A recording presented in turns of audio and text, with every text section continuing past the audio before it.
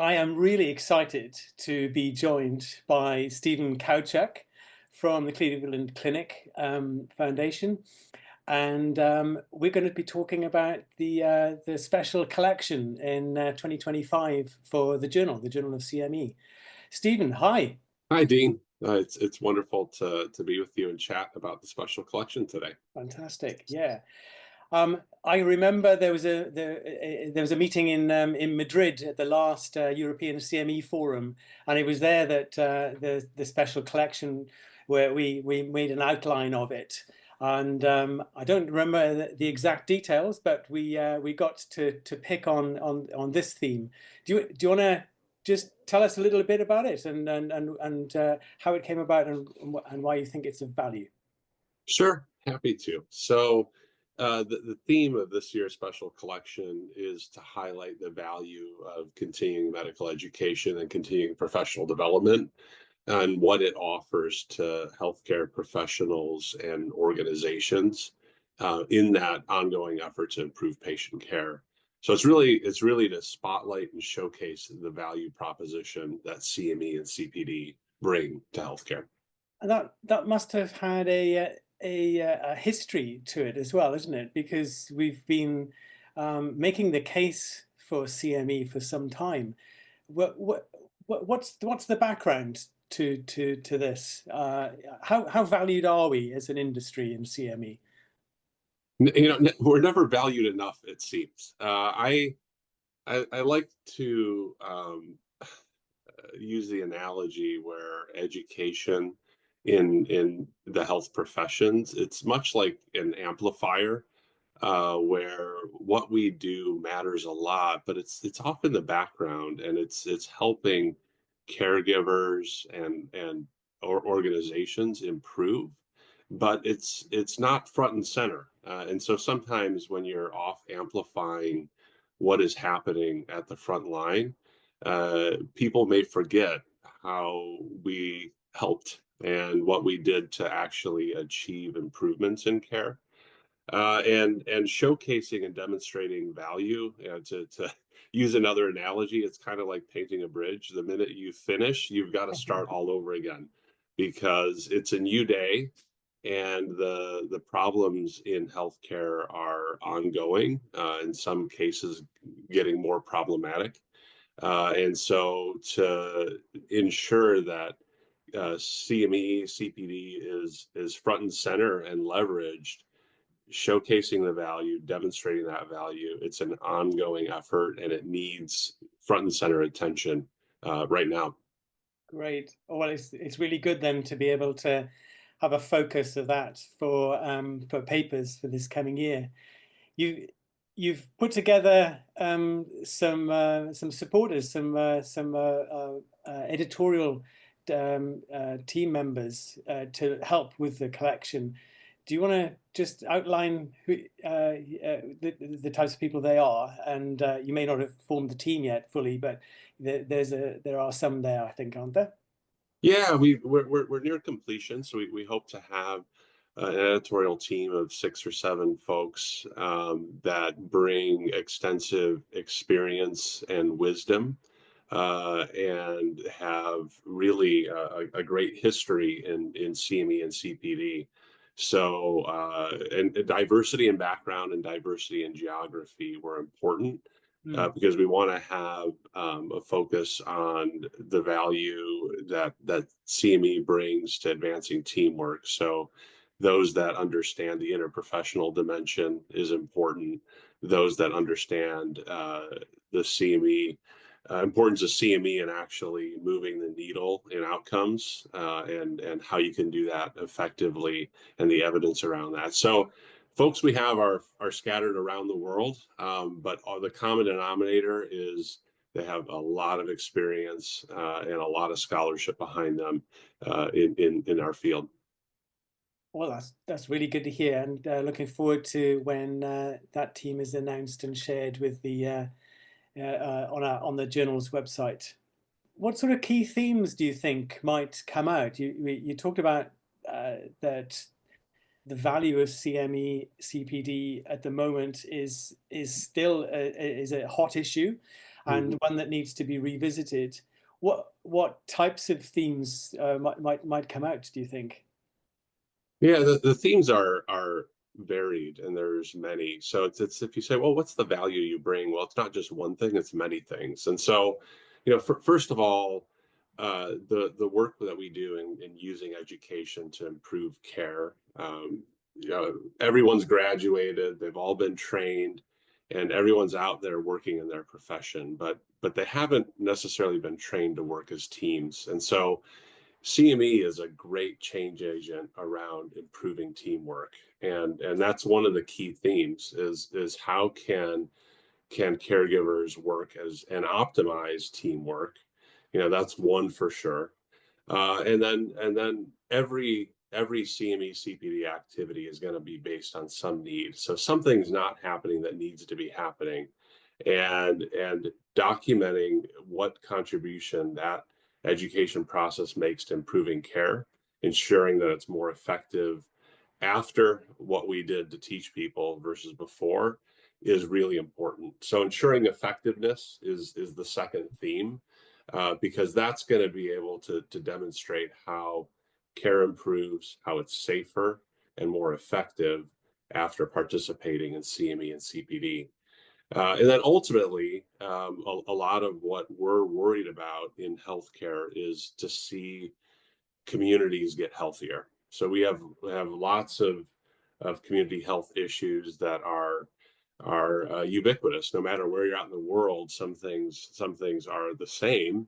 Other things are certainly um, regionalized based on parts of the world you're dealing with. But the common denominator is healthcare professionals want to see people be healthier. And so if we start focusing on CME, zeroing in on those community health problems, that's another theme, the third theme.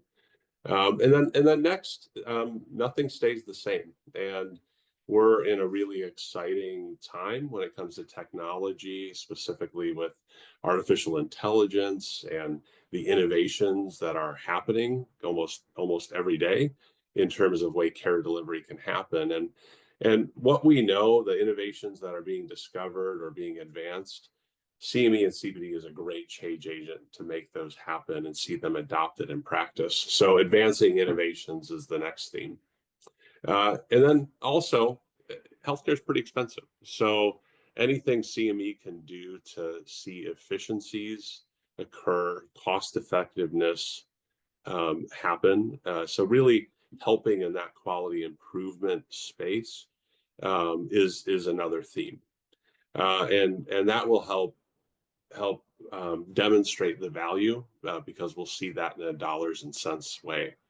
And then the last two themes are first looking at an organizational level. So you think of delivery systems, individual hospitals, or other healthcare organizations. They're tending to their caregivers, right? So they're worried about care delivery, they're worried about cost effectiveness, they're worried about managing volume that seems to be endless, if not unsurmountable. And CME can help organizations improve, be healthier, tend to engagement, and just ensure that healthcare professionals um, can reduce burnout and stay engaged in caregiving. Very important, yeah. Yeah. And then the final theme is that CME and CPD is a trusted resource. So what needs to be taught in healthcare, this is the safe space, and there has to be integrity in the content that we're delivering, integrity and ensuring independence. And so as CME professionals develop content, this is done solely with that focus of improving care. And so showing that we've done this in a trusted manner is another way to show value. Oh, wow. So that's a really good range of themes there, and we will be posting them, of course, on the website, um, detailing the background of them. But it's looking at it from multiple perspectives. So yeah, and I agree with you. Healthcare is very complex, and if you want to improve things, you have to work on all the moving parts, not just the one bit. Anybody could submit some of their work to the journal. What type of stakeholders, what sort of healthcare professionals do you think and researchers might be interested in looking at this theme? Well, as you noted, Dean, healthcare is complex, and working in CME and CPD is going to be professionals that are designing and implementing education to help with just one part of that complexity. And if you've done that, you have a duty and an obligation to share your experience with the community in a scholarly way. And the Journal of CME is offering this to give a platform to do just that. So it could be anyone who's designed and implemented any of these initiatives. It could be those that are designing and implementing a whole CME CPD program and including some of these elements in it and showcasing a whole program. It could be those on the front line that are healthcare professional educators that are really close to the need at hand and working with educators to help design education. And so it's a big variety, and I hope those listening would, if you're involved in CME CPD, you qualify to submit a manuscript, and in fact encouraged to do so, to take the time to showcase the work that you're doing. Great. Well, we'll look forward to engaging with many potential authors on these important themes. How can they get it? Is there an option for potential authors who may not have submitted anything to this journal to get in touch with the editorial team to float their ideas, to say, is this appropriate? Is this doable in the time scale and all that sort of thing? Yeah, you've noted, Dean, in our conversation that all of this information is going to be on the website under the special collections tab and menu, where it'll outline what all the themes are and what the requirements are. And I would encourage a prospective author to look there first, and then I am more than happy to get in touch with anyone to talk about the work that they're doing, and see how it may fit in this. And of course, I'm a big advocate for scholarship, so I would love to engage with researchers or those that want to showcase work. Oh, really? That's very good to hear. On the website as well, there'll be details of the types of articles as well, a range of options for potential submissions, including longer research articles or opinion pieces as well. So that will, all the details will be there available for that as well. Have a little look, yeah. What about timescale? What about the deadlines of submissions? Is that something that we know we in the past special collections have felt a really tight timescale? What's your thinking around it this year? Yeah, well, so the goal is to have a 2025 special collection, but to your point, Dean, we know that it takes time, especially if you're doing an original research article, to do the work, to do the analysis, and do the manuscript preparation. So we intentionally don't have a hard deadline. We would prefer these to be submitted and welcome them anytime throughout the year, but that could be June, July, or it could be November or December. That's really up to what makes the most sense for the author team that's going to be preparing it. And to build a little bit on the types of articles, as you were highlighting, we accept a variety, and the longer articles could revolve around original research or reviews, whether they're systematic or narrative reviews, and those are longer. And then surely that takes a longer time for preparation because of the work that goes involved in completing the research.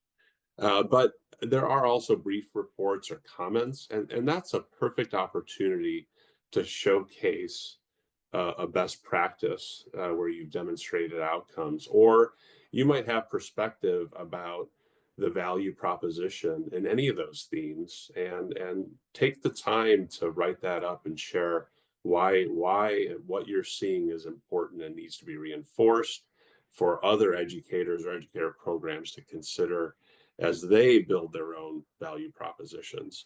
And those are shorter and would certainly be easier to prepare throughout the year. Well, good to hear then. So a bit more flexibility maybe this year for submissions.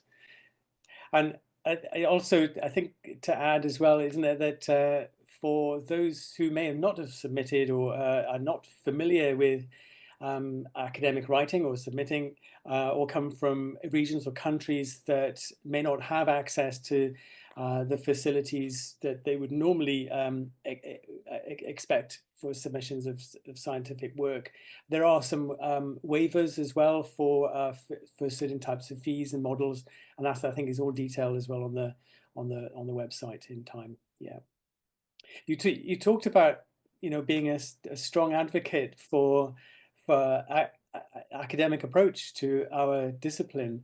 And one of the examples of that is the European CME Forum, which is obviously a major part of this journal's work, and that's in November in Manchester, and we hope to be able to share some of the information on this special collection at that time as well. Have you had any thoughts about what we could do for that session? Yeah, I'm excited about the event in November. It's a fantastic forum in general to get together with those in our community and learn from each other, and hear about what some of the challenges are across the globe, as we're all designing and implementing education. So that's just a word about the forum itself. It's a very, very valuable experience. And historically, we've used that opportunity to showcase some of the work that's been submitted in the special collection. And so this, with not having a firm deadline, it's a little unknown of what we're going to receive, and if it will be in time to actually showcase and have authors there and sharing about the work and the projects that they've been doing. But nonetheless, it's a really important theme, and we're going to give time and space to discuss the value proposition of CME and CPD, and optimally, and hopefully those that are listening to this will get excited and submit manuscripts early, and that might be a great way to have another scholarly way to share about the work that you're doing at the European CME Forum. There were posters and early data presentations at the last European CME Forum, and Robin Stevenson, our editor-in-chief, very encouraging of the authors to work some of that work up to submit. So I'm sure there'll be space for that, and I'll be looking forward to seeing them as they're submitted. Yeah, the details of the European CME Forum obviously will be posted on the website too, but it's save the date. It's the 5th to the 7th of November in Manchester in 2025, so in the UK. Have you got anything else to add to this great year of work that you're going to be doing with the journal? Well, I would close by just reiterating my excitement. What you do in CME and CPD matters, and it's really important. And it's really important you take the time to share that with others. So I hope you leave this podcast excited and energized to take time to share about the work you do, because a lot of people would be interested in learning from it. Thank you, Stephen, and thank you very much for putting yourself forward for and coordinating the special collection for 2025. No, you're welcome.